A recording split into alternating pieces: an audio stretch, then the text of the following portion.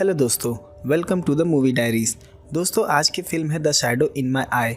जंग को लेकर फिल्में तो कई बनती हैं, पर कुछ खास फिल्में ही होती हैं जो हमें सच से रूबरू करवा पाती हैं।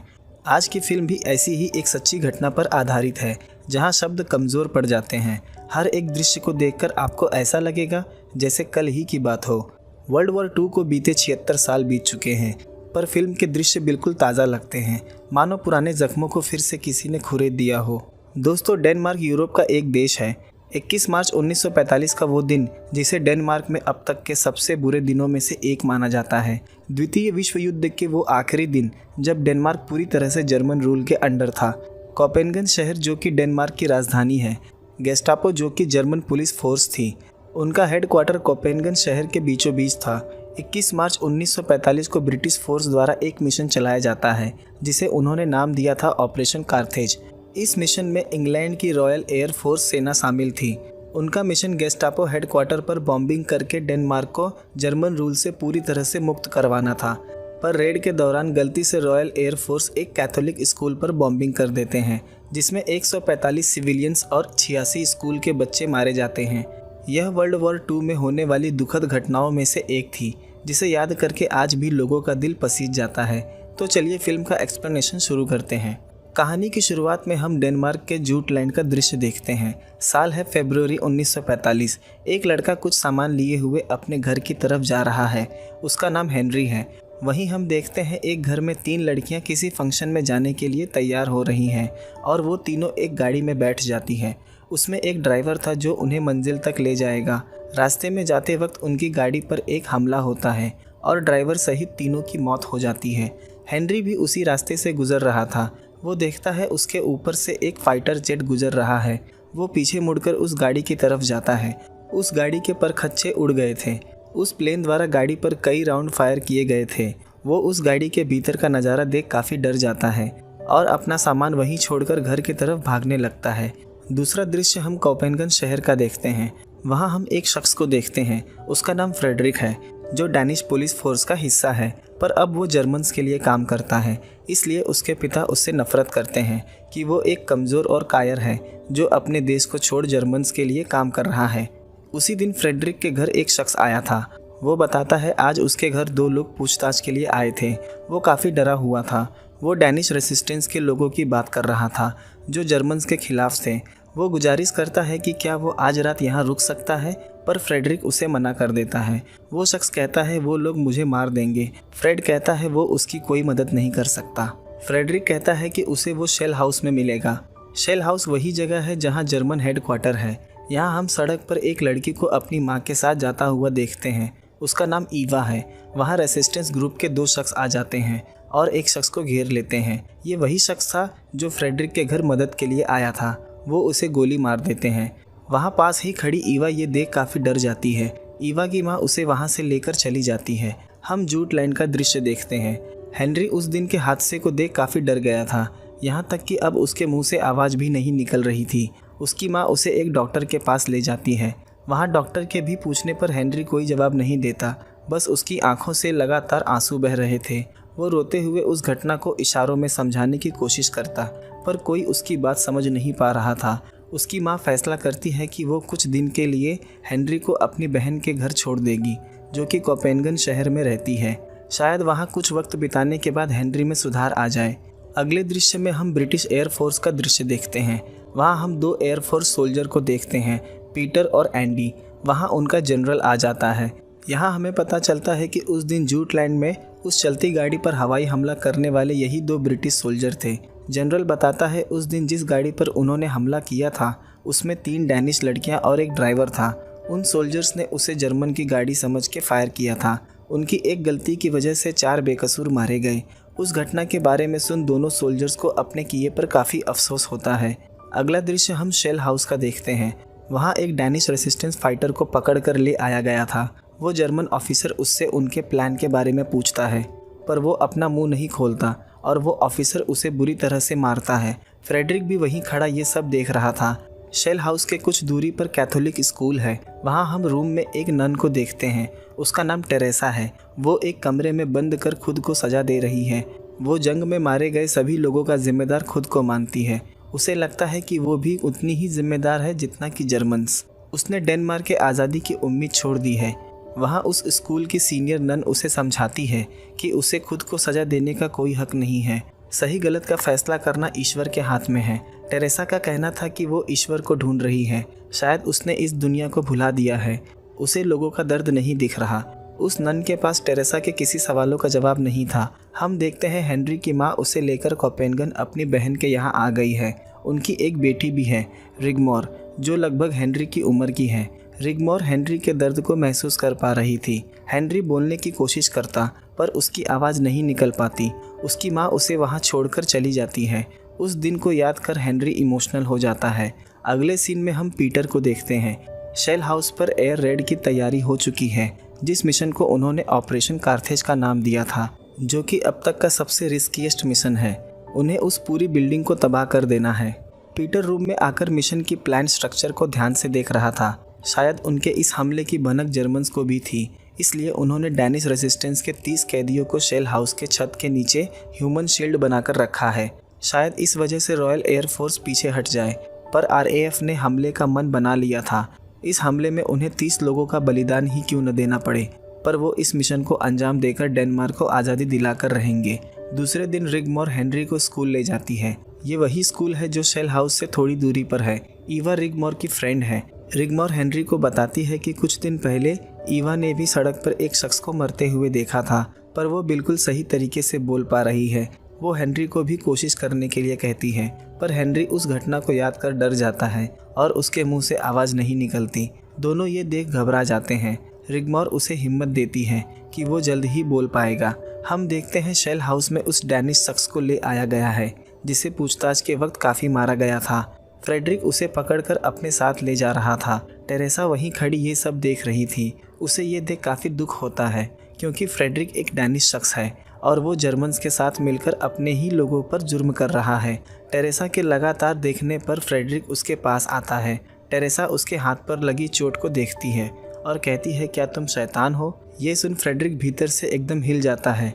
टेरेसा उसके कानों में कहती है, इन सभी पापों के लिए तुम नरक की आग में जलोगे। इससे पहले कि ज़्यादा देर हो जाए, तुम्हें अपने पापों का प्रायश्चित करना चाहिए। टेरेसा की बात उसके मन में काफ़ी गहरी बैठ जाती है। शायद उसकी बातें ठीक थी। हम देखते हैं उस शख्स को पकड़कर शेल हाउस के छत की एटिक में डाल दिया जाता है। वहाँ पहले से एक कैदी था। वो बार बार हिपो यानी कि डेनमार्क पुलिस को गद्दार कह रहा था कि वो जर्मन के साथ मिलकर अपने ही देश के नागरिकों को मार रहे हैं। वो दूसरे कैदी से बताता है कि बहुत जल्द ही रॉयल एयरफोर्स शेल हाउस पर रेड करने वाली है और ये खबर पक्की है। पर वो कैदी कहता है, तुम इतने दावे के साथ कैसे कह सकते हो? वो बताता है, जब डिसीजन लिया जा रहा था उस वक्त मैं वहीं था। उन दोनों को भी पता था रेड में उनकी जान चली जाएगी, पर उन्हें इस बात की खुशी थी कि डेनमार्क आज़ाद हो जाएगा। रात हम देखते हैं टेरेसा स्ट्रीट से गुजर रही थी। फ्रेडरिक उसे रोक देता है। वो कल से ही टेरेसा की कही हुई बातों को लेकर चिंतित था। वो उससे पूछता है कि तुमने मुझे उस दिन कई बातें कही, उनका मतलब क्या था? मैं ज़िंदा दिख रहा हूँ पर मैं भीतर से मर चुका हूँ, इसलिए मुझे किसी भी चीज़ का अब एहसास नहीं होता। टेरेसा कहती है, ये सभी दया पाने के बहाने हैं, असल में तुम खुद से भाग रहे हो। पर फ्रेडरिक को पता था अब वो जिस मुकाम पर है वहाँ से लौटने का दूसरा रास्ता नहीं है। उसने खुद को शैतान मान लिया था और वो वहाँ से जाने लगता है। टेरेसा उसे रोकती है और उसे खुद को किस करने के लिए कहती है। अगर किसी से प्रेम करना गुनाह है तो उसे इसकी सज़ा मंजूर है। वहाँ दोनों के बीच किस होता है। फ्रेडरिक कुछ समझ नहीं पाता, पर उस पल में कुछ खास था जो वो समझ नहीं पा रहा था। फिर वो वहाँ से चला जाता है। टेरेसा ने कहीं सुना था कि प्रेम एक पत्थर को भी मोम बना देता है। रात हम रिगमोर के घर का दृश्य देखते हैं। वहाँ रिगमोर हेनरी के साथ मिलकर एक एक्ट परफॉर्म करती है और उसे देख रिगमोर के माता पिता काफ़ी खुश दिखाई देते हैं। रात चर्च के पास फ्रेडरिक फिर आ जाता है। उसे अब बस टेरेसा का ही ख्याल आ रहा था और उसकी कही हुई बातें उसे सोने नहीं दे रही थी। वो बताता है कि मैं अब बदलना चाहता हूँ और ईश्वर के सामने अपने गुनाहों की माफ़ी मांगता हूँ।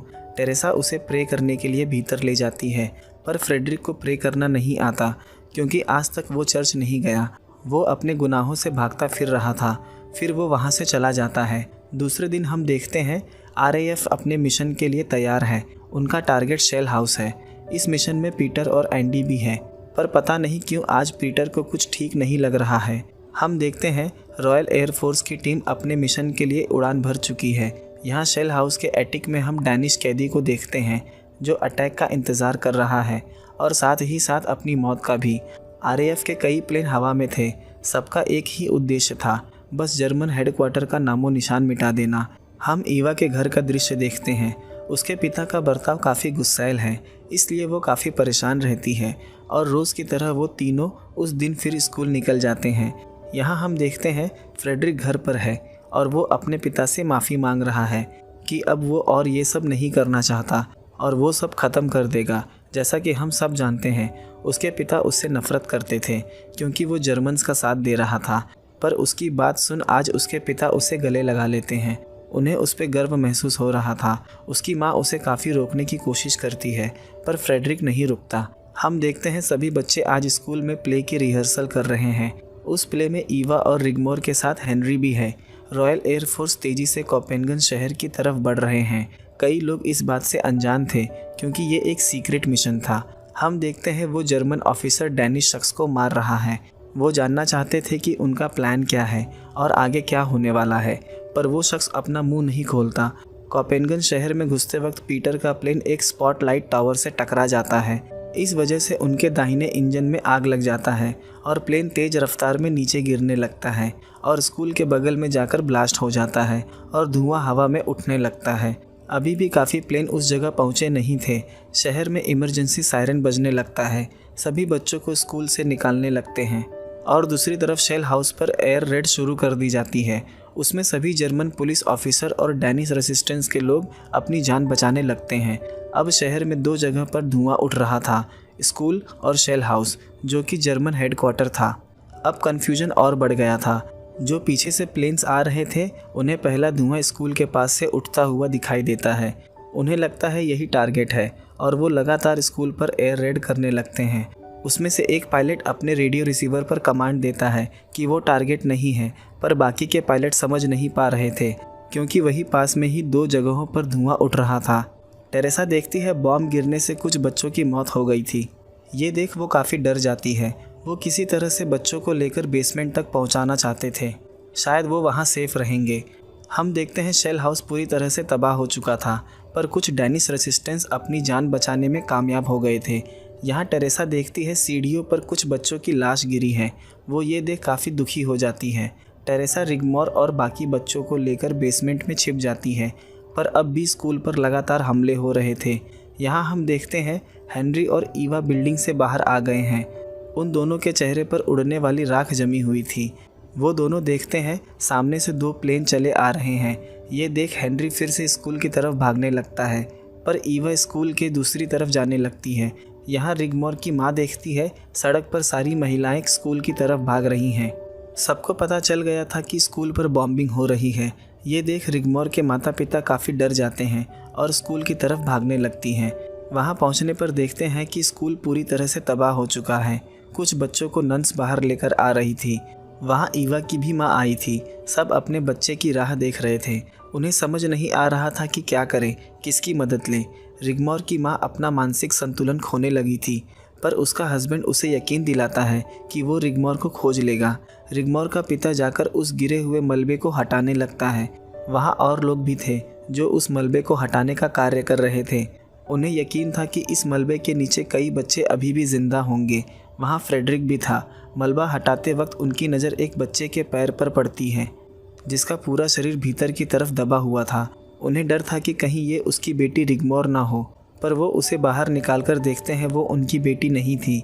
उसकी माँ को यकीन था कि रिगमोर अभी भी जिंदा है। आगे हम देखते हैं टेरेसा मलबे के भीतर फंसी हुई है। वो रिगमोर को आवाज़ देती है। रिगमोर की आवाज़ सुनाई देती है। यहाँ पता चलता है कि रिगमोर जिंदा है। वो दोनों ऐसी जगह फंसे थे कि वो वहाँ से हिल भी नहीं सकते थे। वहाँ बचाव दल कर्मी के लोग आ जाते हैं। उस बचाव दल कर्मी का शख्स मलबे से निकाले जाने वाले घायल बच्चों का नाम और उम्र लिखने का टास्क हेनरी को देता है, ताकि बाद में उनकी पहचान की जा सके। टेरेसा के बात करने पर पता चलता है रिगमोर जिस जगह पर है वहाँ धीरे धीरे करके पानी भरता चला जा रहा है। वो मदद के लिए चिल्लाती है, पर कोई उसकी आवाज़ नहीं सुन पा रहा था। यहाँ थिएटर में सभी पेरेंट्स को इकट्ठा किया गया था। उनके बच्चों की खबर उन्हें वहीं दी जाएगी। हेनरी उन घायल बच्चों की लिस्ट लेकर आता है जिन्हें हॉस्पिटल ले जाया गया था। यहाँ रिगमोर टेरेसा से बताती है कि एक लोहे की रॉड उसके कंधे से आर पार हो गया है। ये सुन टेरेसा रोने लगती है और मदद के लिए चिल्लाने लगती है। हम देखते हैं रिगमोर की माँ हेनरी को देख लेती है और उसे गले लगा लेती है। रिगमोर के बारे में पूछने पर हेनरी बताता है उसने रिगमोर को नहीं देखा है। ये सुन उसकी माँ दुखी हो जाती है। टेरेसा ने भी अब उम्मीद छोड़ दी थी कि शायद उन्हें यहाँ कोई बचाने आएगा, पर फ्रेडरिक उसी दिशा में भीतर बढ़ रहा था। उसे टेरेसा की मदद की आवाज़ सुनाई देती है। यहाँ रिगमोर की आवाज़ आनी बंद हो जाती है। टेरेसा को पता चल जाता है कि रिगमोर की मौत हो चुकी है और वो रोने लगती है। यहाँ ईवा का पिता रो रहा होता है कि उसने उस दिन ईवा पर चिल्लाकर बहुत गलत किया था, पर वो दोबारा ऐसा नहीं करेगा। पर एक बार ईवा उसके पास आ जाए। ईवा की माँ हेनरी से ईवा के बारे में पूछती है। हेनरी बताता है ईवा यहाँ थी ही नहीं, बॉम्बिंग के वक्त ही वो यहाँ से निकलकर चली गई थी। वो बताता है शायद वो घर गई होगी। ये सुन उसकी माँ घर की तरफ भागने लगती है। वो घर आकर देखती है ईवा डिनर टेबल पर बैठ सूप पी रही है। ये देख उसकी माँ खुशी से रोने लगती है और फिल्म इसी दृश्य के साथ ख़त्म हो जाती है। दोस्तों, देखा आपने, एक छोटी सी लापरवाही ने कितने मासूमों की जान ले ली। रॉयल एयर फोर्स की इस गलती के लिए अंतर्राष्ट्रीय स्तर पर खुल के आलोचना की गई। ये घटना द्वितीय विश्व युद्ध के सबसे दर्दनाक घटनाओं में से एक थी, जिसे भुलाना लगभग नामुमकिन था लोगों के लिए। दोस्तों, आपकी क्या राय है इस घटना को लेकर, मुझे कमेंट करके ज़रूर बताएं। अगर वीडियो पसंद आई हो तो लाइक, शेयर और चैनल को सब्सक्राइब कर दें। मिलते हैं अगले वीडियो में एक नए एक्सप्लेनेशन के साथ।